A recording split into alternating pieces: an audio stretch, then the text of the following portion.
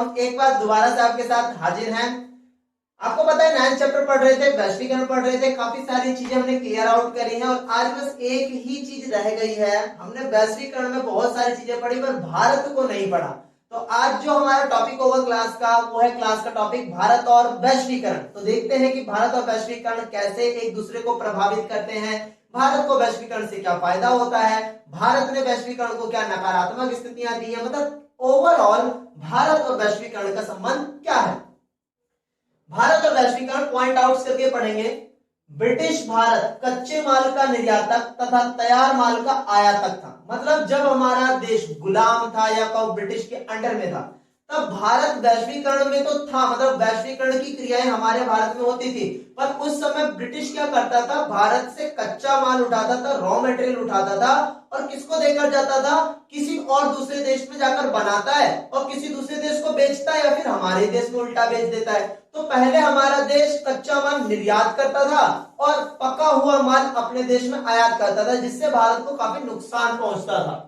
तो देखो, ब्रिटिश भारत कच्चे माल का निर्यातक तथा तैयार माल का आयातक था। स्वतंत्रता के बाद घरेलू उद्योगों को बढ़ावा देने के लिए संरक्षणवाद का क्या मीन्स था, मीन्स ये था कि भारत क्या करेगा, निर्यात और आयात पर कुछ टैक्स लगाएगा, कुछ नियम कानून बनाएगा ताकि भारत में बनी हुई वस्तुएं या भारत की जो संसाधन है किसी दूसरे देश में या बाहर ना जाए। तो उस समय भारत ने वैश्वीकरण को ज्यादा अहम नहीं माना और भारत ने मूलतः संरक्षणवाद, अपने देश को सुरक्षित, अपनी व्यवस्था को सुरक्षित करने की नीति को बनाया। फिर आगे, परंतु आर्थिक वृद्धि दर धीमी रही। अब आजाद हो जाने के बाद भारत ने वैश्वीकरण की तरफ ज्यादा ध्यान तो दिया नहीं, संरक्षणवाद की तरफ ध्यान दिया। संरक्षणवाद के ध्यान देने की वजह से आर्थिक विकास की जो गति थी वो बहुत धीमी रही और उसकी वजह से देश में कोई विकास हुआ नहीं ज्यादा अच्छी तरीके से। इसीलिए 1990 में जब सोवियत संघ का विघटन हो गया, शीत युद्ध खत्म हो गया, तो उसके बाद भारत ने अपनी आर्थिक नीति को बदला और एलपीजी लाकर भारत भी अब वैश्वीकरण की तरफ आगे बढ़ गया। फिर आगे देखो, आर्थिक वृद्धि दर 1991 में विकास दर को बढ़ाने के लिए आर्थिक सुधार कर विदेशी निवेश पर भारत ने विबल दिया और वैश्वीकरण को कर दिया। फिर सेकंड पॉइंट, आजादी के बाद भारत ने संरक्षणवाद की नीति अपनाकर अपने घरेलू उत्पादों पर जोर दिया ताकि भारत आत्मनिर्भर बने। ऑब्वियस सी बात है, संरक्षणवाद का मतलब होता है बचाव। देश की सरकारों ने उस समय ये सोचा कि अगर हम अपने देश में हर चीज को सुरक्षित करेंगे, अपनी अर्थव्यवस्था को सुरक्षित करें और विश्व के दूसरे देशों के साथ ज्यादा संपर्क ना रखें आर्थिक रूप से, तो हमारे देश की आर्थिक स्थिति मजबूत हो जाएगी। तो कुछ ऐसी नीतियां चलाई। पर आज वैश्वीकरण के कारण भारत की आर्थिक वृद्धि दर 5.5% वार्षिक थी। मतलब अब भारत की जो स्थिति है पहले की तुलना में ज्यादा अच्छी है और हमारी जो विकास दर है वो संरक्षणवाद की तुलना में वैश्वीकरण के दौरान काफी अच्छी देखी गई है। भारत के अनिवासी भारतीय विदेशों में भारतीय संस्कृति को बढ़ावा दे रहे। अब वैश्वीकरण के कारण क्या हुआ कि भारत में ही रहने वाले व्यक्ति विश्व के दूसरे देशों में जाकर रह पाते हैं और दूसरे देशों में रहकर भारत की संस्कृति को फैला पाते हैं। भारत के लोग कंप्यूटर में अपना वर्चस्व स्थापित करने में कामयाब रहे हैं। मतलब टेक्नोलॉजी जगत के अंदर आज भी भारत से ज्यादा आगे कोई भी नहीं है। आप वर्ल्ड की जितनी भी संस्थाएं देखो, इवन नासा को भी देखोगे तो नासा के अंदर भी बहुत सारे लोग भारतीय होते हैं जो उसको आगे बढ़ाने में महत्वपूर्ण भूमिका निभाते हैं। तो ये वैश्वीकरण का ही एक परिणाम है। आज भारतीय लोग वैश्विक स्तर पर उच्च पदों पर भी आसीन हैं। आपने देखा होगा कि अब भारत को संयुक्त राष्ट्र की अस्थायी सदस्यता भी मिल रही है। आईसीजे में भी भारत के न्यायाधीश रह चुके हैं। काफी सारी बड़ी बड़ी संस्थाओं में भारत के भी सदस्य रह चुके हैं। ये सब वैश्वीकरण के ही प्रभाव के कारण हुआ है। और अगर हम दूसरा पॉइंट देखें कि वैश्वीकरण को लेकर भारत और क्या क्या करता है, तो देखो भारत निम्नलिखित तरीकों से वैश्वीकरण को प्रभावित भी कर रहा है। मतलब वैश्वीकरण को ही भारत प्रभावित कर दे रहा है। तो एक प्रश्न आ जाता है कई बार कि भारत कैसे वैश्वीकरण को प्रभावित कर रहा है। तो देखो, पहला पॉइंट, भारत से लोग विदेशों में जाकर अपनी संस्कृति एवं रीति रिवाज को बढ़ावा दे रहे हैं। मतलब भारतीय लोग जब विश्व के दूसरे हिस्सों में जा रहे हैं तो वहां पे अपनी संस्कृति, अपने पहनावे, अपने खान पीन, अपने धर्म का फैलाव कर रहे हैं। तो जिससे क्या हो रहा है, भारतीय संस्कृति फैल रही है और विश्व के अंदर एक नया रुझान आ रहा है। जिससे क्या हो रहा है, विश्व में जो स्थितियां हैं वो बदल रही हैं। भारत में उपलब्ध सस्ते श्रम ने विश्व के देशों की अपनी और आकर्षित किया। देखो भारत के अंदर क्या है, श्रम बहुत ज्यादा बड़े स्तर पर मौजूद है।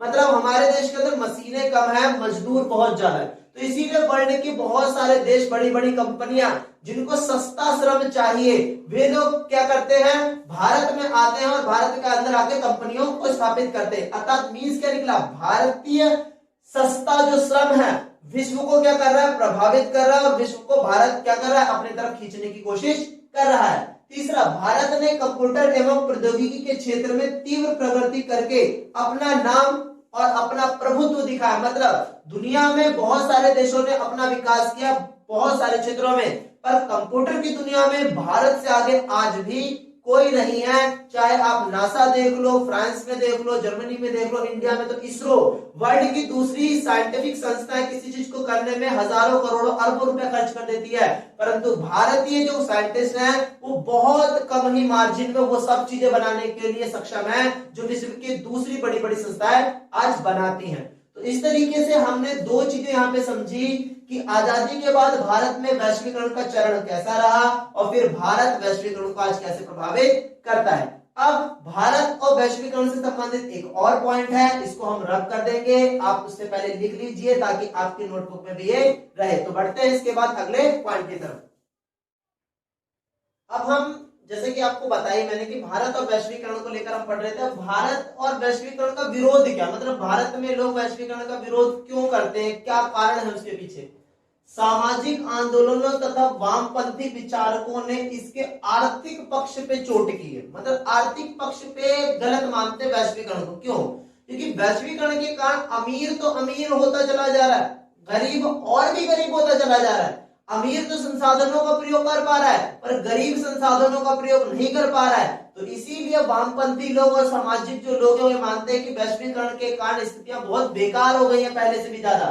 फिर दक्षिणपंथी विचारकों ने इसके सांस्कृतिक पक्ष पे चोट की है। उनका ये कहना है कि भाई जब से वैश्वीकरण आया उसी समय से पश्चिम की संस्कृतियां ही फैल रही हैं, विश्व की किसी दूसरे देश की संस्कृतियां फैली नहीं रही है, सिर्फ पश्चिमीकरण आगे बढ़ता जा रहा है। तो जो दक्षिणपंथी विचारधारा के समर्थक है वो ये मानते हैं कि वैश्वीकरण के कारण सब विश्व में पश्चिमी संस्कृति को बढ़ावा मिला है, अतिरिक्त किसी भी संस्कृति को बढ़ावा नहीं मिला है। फिर प्रभाव, जैसे कि आप देख सकते हैं कि वैलेंटाइन डे, अब हम बहुत सारे डेज बनाते हैं, गुड फ्राइडे बनाते हैं, वैलेंटाइन डे बनाते हैं, पता नहीं वगैरह वगैरह कौन से डे बनाते हैं, पर हम अपने संस्कृति वाले जो दिवस होते हैं, हम गुरु पूर्णिमा कब है, पूर्णमासी कब है, ये सब तो भूल ही गए हैं। हमारे हिंदी के जो महीनों के नाम होते हैं चैत, बैसाख, अगहन, ये सब तो भूल ही गए हैं क्योंकि हम तो पश्चिमी संस्कृति की तरफ भागते चले जा रहे हैं, भारतीय संस्कृति को भूल ही जा रहे हैं। फिर वामपंथी विचारक इसके विभिन्न पक्षों की आलोचना करते हैं। वामपंथी लोग तो पूर्णतः वैश्वीकरण के विरोध में होते हैं, वो हर एक पक्ष का विरोध करते हैं। फिर राजनीतिक अर्थों में उन्हें राज्य के कमजोर स्थिति दिखती है। देखो वामपंथी लोग ये मानते हैं कि जब से वैश्वीकरण बढ़ा है तब से राज्य की जो प्रकृति है ना वो बहुत कमजोर होती गई है, क्योंकि वैश्वीकरण के कारण अमीर लोगों ने सरकारों पर, राज्यों पर अपना नियंत्रण स्थापित कर लिया है और आज राज्य भी अमीरों की नीतियों के हिसाब से चलता है। अमीर जैसा चाहते हैं वैसा ही राज्य चलने की भी कोशिश कर रहा है और आजकल वह चलता भी है। तो जो वामपंथी लोग मानते हैं कि राज्य की जो प्रकृति है ना वो बदलती जा रही है, अब सरकारों के हाथ में राज्य नहीं रह गया, अब पूंजीपतियों के हाथ में राज्य चला गया। फिर सांस्कृतिक संदर्भ में इसकी चिंता है कि परंपरागत संस्कृति को हानि हो रही है और लोग बस आधुनिक संस्कृति को बढ़ावा दे रहे हैं और हमारी जो परंपरागत संस्कृति थी, पुरानी वाली, आदिवासी वाली, परंपराओं वाली, वो सब खत्म होती चली जा रही है और जीवन से उसका मूल्य क्या होता चला जा रहा है, खत्म होता चला जा रहा है। तो मैं तो बस यही सजेशन दूंगा कि भाई वैश्वीकरण की तरफ हमें जाना चाहिए क्योंकि आधुनिकता भी एक बहुत जरूरी तत्व है, परंतु हमें अपनी जमीन से दूर नहीं जाना चाहिए, हमें अपनी परंपराओं से दूर नहीं जाना चाहिए, हमें अपनी परंपराओं को भी बढ़ावा देना चाहिए। इसी के साथ चैप्टर हो जाता है क्लोज, बुक भी हो जाती है क्लोज। मिलेंगे आपसे सेकंड बुक के साथ, बहुत इंटरेस्टिंग तरीके से सेकंड बुक को स्टार्ट करेंगे। कोई भी चैप्टर मिस ना करिए और कोई भी वीडियो मिस ना करिए, सारी वीडियो को वॉच करिए और मिलते हैं आपसे फेसबुक, इंस्टा पे भी जरूर। और इसी के साथ टाटा बाय बाय। क्रैकबैक जेड सर्च किया गया।